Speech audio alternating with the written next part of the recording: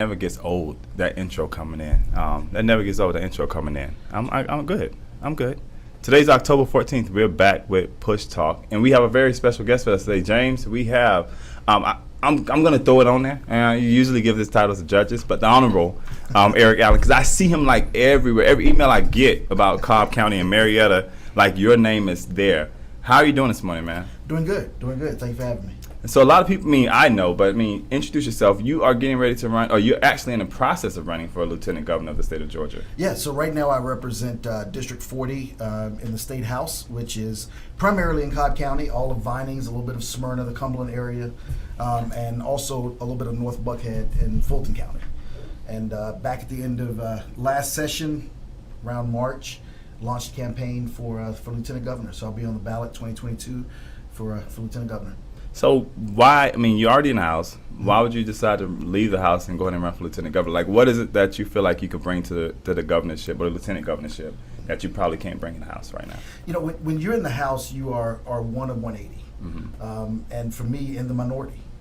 And it's very little you can do to kind of, push your core values and your beliefs forward. You can rail about them, you can talk about them, you can give a lot of speeches, but I really want to be in a position to have more impact. Right. And I think with the uniqueness of my positioning, my experiences both inside and outside of politics, and inside and outside of state government, uniquely positions me to be successful pushing democratic values in the agenda as Lieutenant Governor. So I was looking at your platform again this morning because I know it's always constantly changing. I know as you guys go out and talk to people, sometimes you get motivated to do other things. Two of the big things that I was really, really interested in is healthcare. So a little bit of my story, like in the last 3 years, I've had 8 surgeries. A lot of them I had to, literally, I was blessed enough to one one doctor in particular I needed to see. He didn't take the insurance I had, and he literally would see me for free. But you don't find it very often. And even to the day, he still kind of sees me for free. But I understand like the importance of what your life is like when you have not had health insurance. And I know Georgia has not accepted the Medicaid extension that was passed in the ACA. Why is healthcare so important to you? And what are some of the changes you want to see for the state of Georgia with healthcare? So real quick, why it's so important to me is it's really the reason why I ran for office.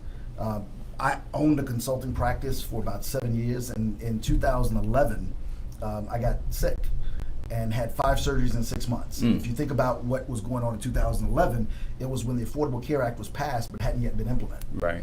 So once insurance adjusted at the end of the year, it priced me out. I was not coverable. So I literally had to close my business and go and take a job. And I would hear people talk about the Affordable Care Act and how it killed jobs.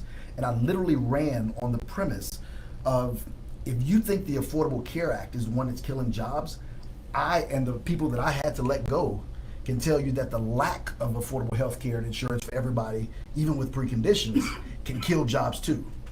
And so when you think about the Affordable Care Act, you think about what it does. It allows anybody that's an innovator, that wants to be an entrepreneur, that wants to take that chance, not to be beholden to a company to get insurance, but to go out and realize what they're doing. And I think that's a narrative we don't talk enough about the potential for those who want to go out and create jobs and create wealth for themselves and start their own business. The Affordable Care Act is probably one of the most important piece of legislation that passed to do that. Right. And I tell people, you think about the 3 things that companies have to hold an employee. They have your time off, your pension, and your health care. Well, with your 401k now being something that's portable, they don't have that. Time off is now about a quality of life. And healthcare was the last fight. So when you look at corporations that were fighting the Affordable Care Act, what they were basically fighting was holding on to the last mechanism they had to hold you beholden to them in their organization. So it's a broad conversation. I think there's a lot of work left to be done in Georgia on it. I'm actually leaving here and going to a conference with the Georgia Alliance of Community Hospitals to speak on a panel with them, because healthcare is an extremely important issue. Yeah, and one of the things I would have to say too is that even from a healthcare perspective, a lot of times people don't understand, like, if it was not for the Affordable Care Act, most employers that are now covering you, like, for example, I work for a company called Subway, and the Subway I work for, they had over 140 employees. But if it wasn't for that mandate saying that they had to carry the insurance, it wouldn't have been something offered. Yeah. And at the end of the day, like I'm a numbers guy, right? So when you looked at the numbers, I mean, healthy employees make happier employees. And at the end of the day, most of them, and the crazy part is most of the employees can't even afford the insurance to begin with. I think there was probably 3 of us on the insurance. And you're right, a lot of employees do try to use these resources as ways to hold people over. So one of the things that is very interesting to me is when we talk about health insurance, I don't think there's a real way to talk about health insurance and not talk about not only pre-existing conditions, because we know that most people agree that pre-existing conditions needs to stay in place, right? And I know Governor Kemp recently, like 2 years ago, or maybe last year, I think last year or the year before, created like his own little state-ran. He was going for a waiver program. What are some of the problems with that? You know, I honestly believe that the majority in Georgia right now, the Republican Party, has kind of gotten themselves into a box where they've talked about the Affordable Care Act and expansion of Medicaid in such a negative way. They're trying to find ways to embrace the Affordable Care Act and expand Medicaid without actually just doing it. And I think that's what the governor was trying to get at. But as you know, that's now been revoked by the Biden administration, as you know, not letting the state move forward with that. So I fully expect that at some point in the, at least if not this year, next year, the state of Georgia is going to have a conversation to expand Medicaid. It needs to happen.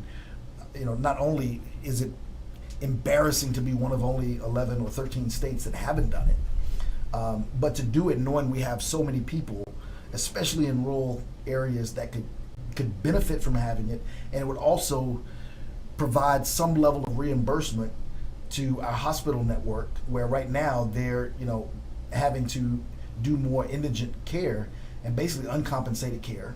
You talked about your doctor. Mm-hmm. They're doing a lot of those uncompensated care cases because we haven't expanded Medicaid.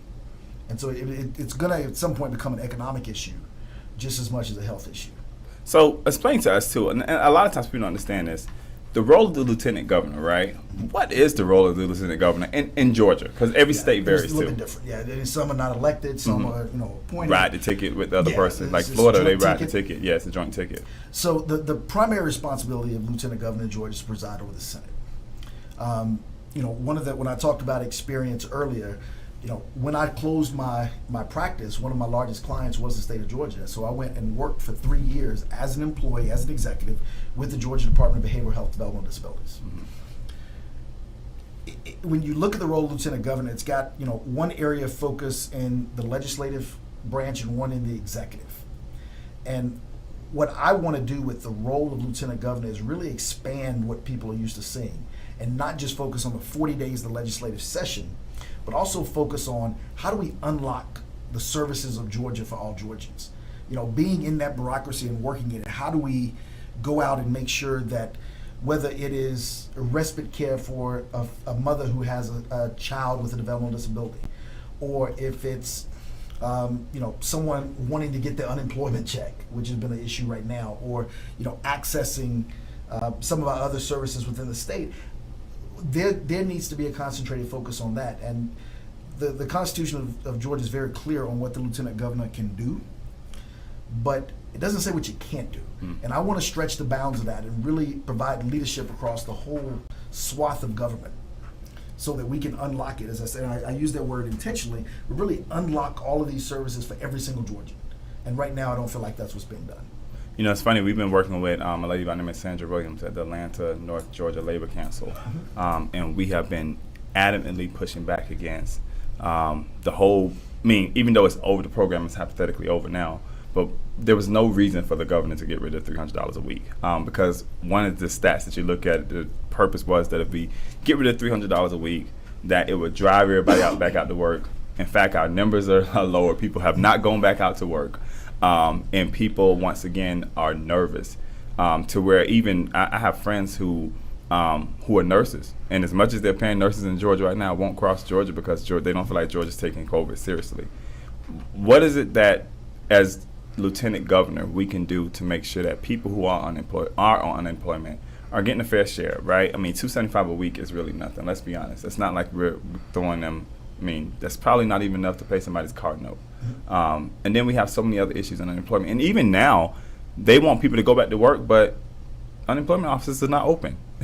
To that point first, I mean, it's funny. The governor has talked about how Georgia has remained open since the pandemic started, but the one office in the state that has not remained open or even been open is the Department of Labor. And not only have they not been open, if you read what went on, last week with that audit where they were, spending insane amounts of money on food and other things for the employees that were there, but still not unlocking the doors to the people of Georgia. Once again, we got to unlock that. We got to work on that. We have an opportunity to elect a new commissioner. I hope you guys are inviting those candidates onto the show. Yeah. There's opportunities to fix that, but with as far as taking away the benefit, that didn't work. Not only did it not work, I find it extremely not condescending, but almost disrespectful to say that we have to force. We're gonna make Georgians so desperate that they have to go back to a job they're not comfortable in, right, as the way to fix unemployment. I mean, the employment problems. That to me is a flawed premise. To say that I want the citizens of Georgia. This is the governor basically saying, I want people to hurt so bad that they're forced to put themselves in a situation that they may find dangerous or not in their family's best interest.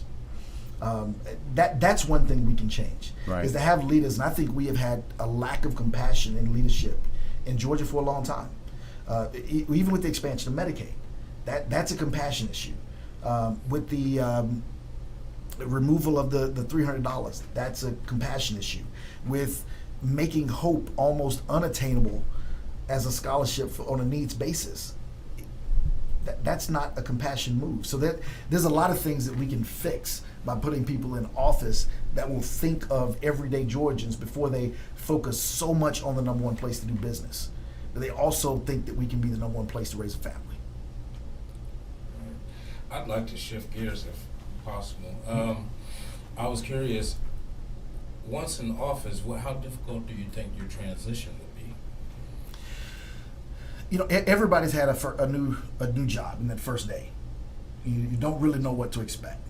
But what I can say is I have built up not only the respect and trust of members, but also a lot of the advocacy groups that are in the halls. And as I said, I believe having the experience and understanding how government works will make the transition not extremely easy, but less complex. Now, like I said, it's a new job. It's the first day on the job, so I'm not naive. There'll be things to learn, but I do believe it will be easier transition than if I didn't have those other experiences. Okay, all right. And do pushback. Mm-hmm. And crossing party lines to get things done. I know there's going to be some at some point, but how much do you expect? I mean, as far as depending on the topic at hand. There'll be a lot. I hope that we are in the posture of not only having a Democratic lieutenant governor, but also a Democratic governor. But I'm also realistic enough to know that we are more than assured to have a Republican legislature, House and Senate. That's where,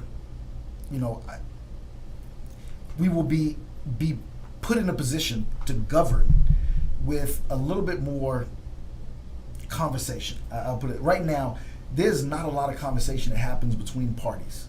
In the legislature. The current construct of the Republican Party in Georgia feels like they can do whatever they want to do without even talking across party lines. And for all intents and purposes, they're right. They own every level of government across the state.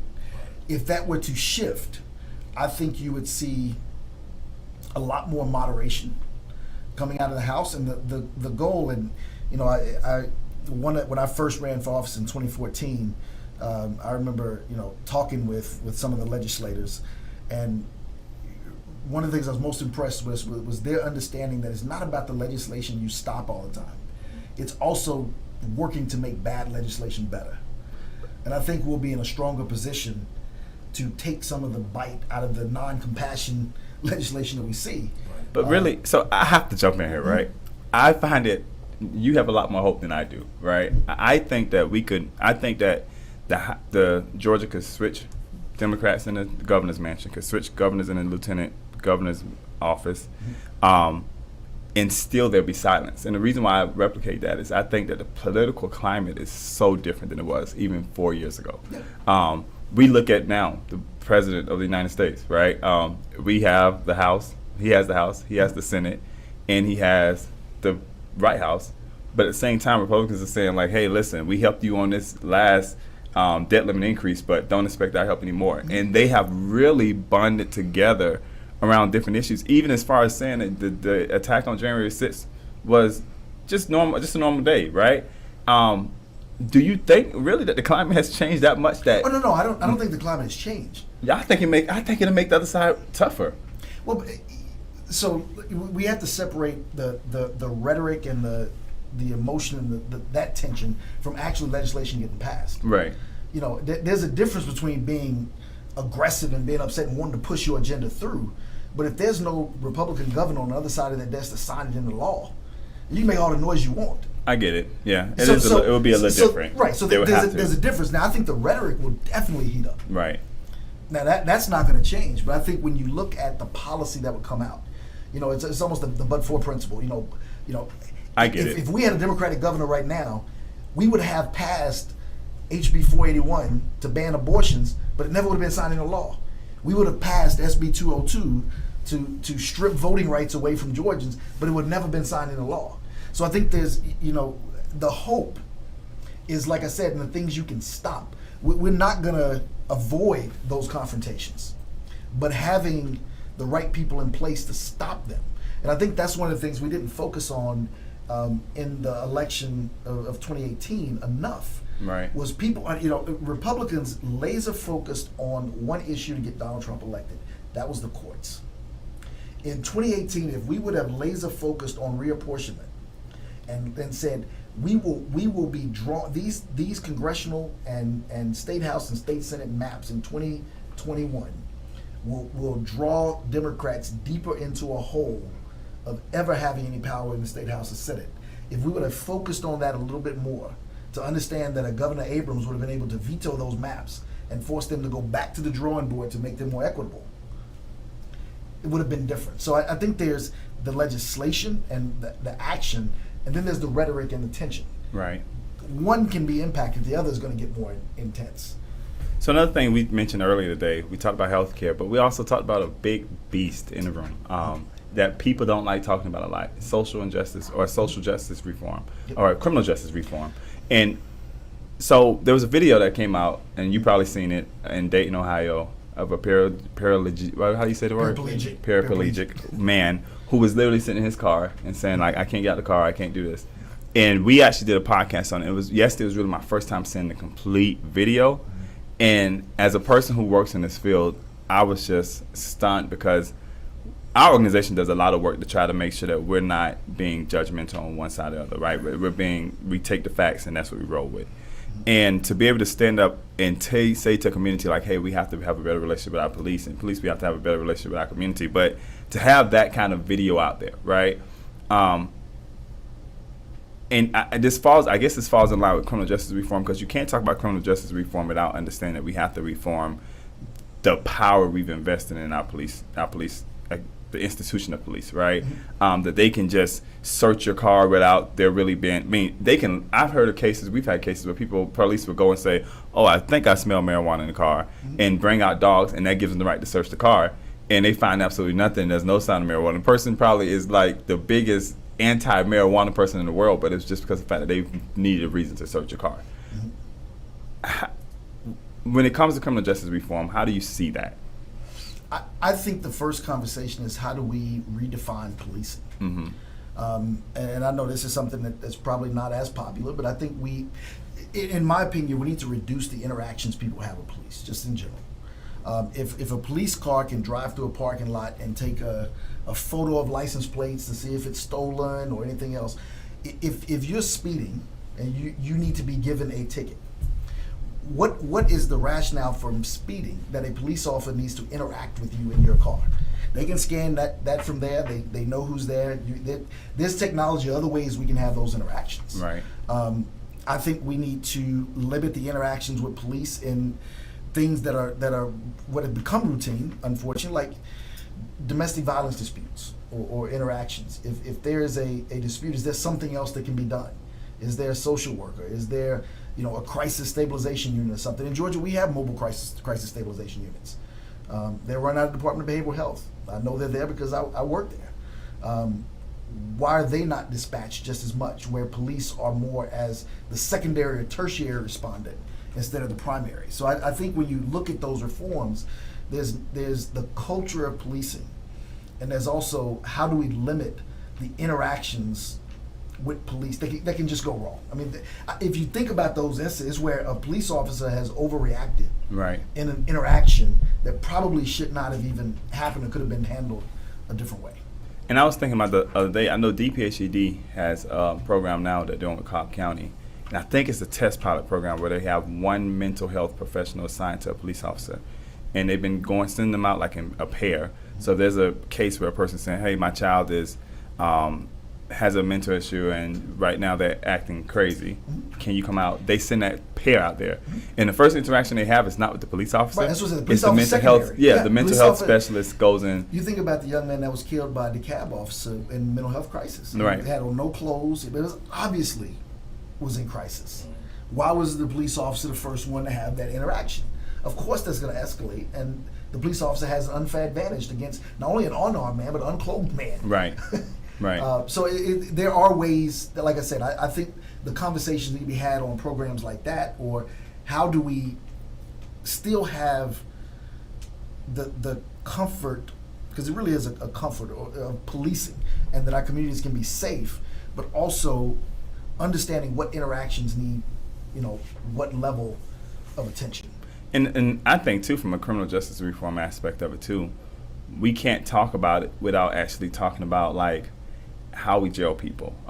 The fact of the matter is that most jails are the largest mental health facility we have in our country. They are. Privatizing prisons. I think that's, there's some counties in Florida, like in Panama, or I think it's Panama, Pensacola, where their jail is not mandated or not ran by the sheriff's department. It's actually ran by a private company. And we know that a lot of these private companies are investing a lot of money into bills that don't want to do criminal justice reform. So what are some of the things that you feel like, as far as the state of Georgia, we can do to be a leader in that area? First of all, start, decriminalizing a lot of these nonviolent actions. I mean, we spend a lot of time putting people in, behind the wall for things that they should not be. And I don't think our prisons right now, as they're constituted, or even if they were to be reformed, are going to return people into society better than when they went in. Right. So we need to be mindful of how we use our prisons. And last year in the budget, I think we increased the private prisons by about $2 million. Where could that money have been spent better? I can think of a whole lot of places we could have spent $2 million in the state of Georgia than on prisons. Right. And private prisons at that. That just tells you, when you start having to build capacity, I would rather build capacity in the community than build capacity in prisons. And that, once again, that's a mind shift of compassion, of spending. I mean, it's real easy to write a $2 million check and give it to Correction Corporation of America. But what about going to the local Boys and Girls Club, or investing in pre-K, because we know that puts people on a better path, to success. There are ways, like I said, the budget is a reflection of your priorities. Right. When your priorities are to overfund and continue to dump money and more money, even in a year where you're cutting. Last year wasn't a year like this year where we had all this excess. Last year the budget was significantly cut by, I believe it was 11%, but still increased the money allotted to private prisons by $2 million. I don't think that's where our priorities want to be. So all of that needs to come together as part of this conversation around, justice reform. And one of the things too, I was talking to you probably know her, a lady by the name of Carol Massey, the other day. She's with Delta, but they actually did a report and we're going to jump over to education, but they did a report about education. They did a report on African Americans and being suspended and being expelled from school. And I was surprised, and they focused in on Georgia. I mean, I'll use Gwinnett County as one. I mean, Gwinnett County, I think, is the largest school district in the state of Georgia. It is. African Americans make up 28% of their registration, but 48% of their actual suspensions or expulsions, right? And it made me think about, even from the Criminal Justice Reform Act, like, we know that African Americans are over sentenced 2 to 3 times more than our white counterparts or anybody else in the system. But not only are we sentenced harder, and from the criminal justice aspect of it, they're raising the babies up to be sentenced harder in schools. And in Cobb County as well. As chair of the Cobb delegation, I sent a letter to Cobb County 3 years ago, because of the numbers of suspensions and expulsions in Cobb. I actually sat and met with the leadership of the school, and they've improved. Yeah, they have improved, but we still have a long way to go. I just anecdotally, I had a conversation with a parent and a teacher, and this is what got me involved in the issue. And culturally, a lot of teachers just don't understand what's going on. So a teacher being bullied, having a bad day in class, and a young African American student walks up to her and says, "Hey, I got you." She wants him expelled. What she wasn't understanding was, "I got you" wasn't in a violent way of I'm going to do something to you. Is I'm going to protect you. I got you. But the rush to, oh my God, he's the threat. All of a sudden, that was the threat. Not the other kids in the class, but the one that's, so the bias training we talked about, a little bit earlier, some of these other things. There's, once again, none of these issues are going to be addressed by just yelling into a void. They are complex. They need complex conversation and dialogue, and we first have to have honesty. Right. And I like what you said earlier about, not picking a side, not just stick to the facts. I find in the legislature so many times we can't have a conversation just about the facts.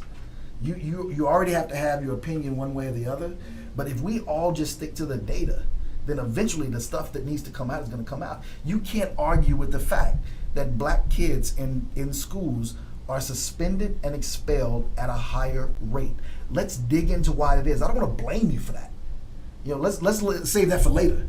Right now, let's just look at that data and say what is fundamentally going on when the minority is the majority of suspensions and expulsions. When you look at our prisons, why is the minority the majority in our prison system? And I was actually, Carol brought this to my attention, that the Constitution bans slavery except for one place. Except for incarceration. Except for incarceration. And I was flown back by that. And the system, it's a big slavery train. It really is. I mean, and in fact, and I think that people try to, suffice and say, oh, well, at least they're making hourly pay. But first off, who can live off 14 cents an hour? First off. And even in there, who can live off 14 cents an hour?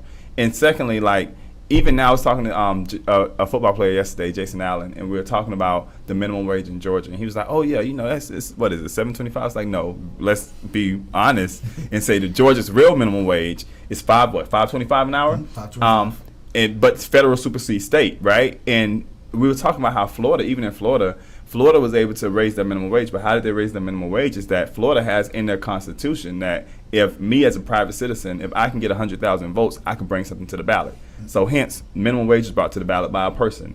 Being able to allow people the right to vote once they've served their time was brought to the ballot by an organization. In Georgia, that's unconstitutional. Right. What can we do to change that? Representative Josh McLaurin introduced some legislation last year on the disenfranchisement of voting, right, for incarcerated people, returning citizens. So that is, I think it's HB 101. It's still on the books. We can pass it this year if the Speaker and the Governor and the Lieutenant Governor want it done. It can be done. The Governor doesn't want it done? No, I'm so surprised. Yeah. But so on the voting, that's one thing. On the labor component and the wage component, it's unfortunate, but the way they get away with that in Georgia, they really dehumanize incarcerated people. Right. And if you can build the public sentiment to believe that the people who have been incarcerated are less than, you'll tolerate them being treated less than. And there are, a lot of incarcerated people are in there because they are being judged on the worst possible day they could have had. You know, there are a lot of people, you know, but for being caught on something. The amount of people who are driving right now to work that probably should have been arrested on a DUI over the last year is phenomenal. But for they did not, you know, they did not get away, you know, get caught on that day. And I'm not saying that driving a DUI is acceptable, but what I'm saying is that, you know, there are a lot of people that we have incarcerated that probably should be in some type of alternative program. And Cobb County has done great with its accountability courts, whether it's the veteran courts, the drug courts, you know, DUI court. I mean, they're doing good with that. We need more of those things and less incarceration. To me, the prison system should be held for the most egregious crimes, the most violent crimes, those that are truly a danger or threat to themselves or others or society, not for someone who had, you know, less than an ounce of marijuana. Right. You know, it's there are things that we need to do to make sure that we're treating we're using our prison system for what it's intended for, not for a way to put people away. The crazy thing is America spends, I think I read an article, almost 10 times more than the rest of the world on the prison system. And again, we lock people up for the craziest things. I think the system as a whole needs to be reformed. I think that one of the things that we really have to work on is educating children on why it's so important to vote for people, not because they're black, not because they're white, not because they're Democrat or Republican, because they stand for your issues.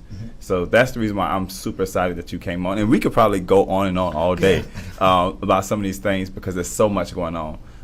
But I appreciate you coming on today. And for everybody who wants to learn more about Mr. Allen, you can go to his website right here, allenforgeorgia.com, where he's running for a lieutenant governor of the state of Georgia. And if we have problems, if you're in Cobb County, call him. I'm telling you, he will be on. He will be on it. Thank you for coming today, Mr. Allen. Thank you. All right. Thank you. Thank you, man.